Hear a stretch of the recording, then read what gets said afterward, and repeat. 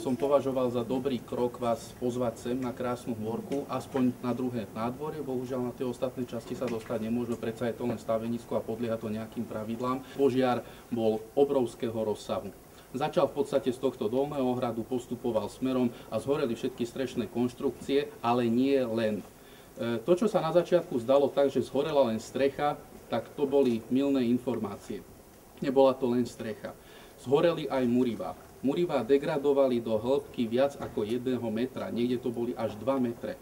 Toto všetko bolo treba demontovať, zrušiť to a nahradiť novým korunným murivom. Trvalé krovy by mali stáť do 18 mesiacov od začiatku tohto júna. Vtedy bola podpísaná zmluva s novým zhotoviteľom. Verím.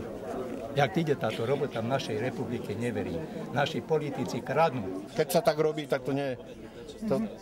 Toto je jak takedy bolo, že keď mali lopatu, nemali cement, keď mali cement, nemali lopatu, keď všetko mali, bola voľná sobota. To isté je tu. Prichádzame, samozrejme, čo sa týka príjmov, takisto prichádzame aj okolo obec, nakoľko obec vlastní areál pod hradom, vrátane parkoviska, či už ubytovacieho zariadenia, ako je kemping.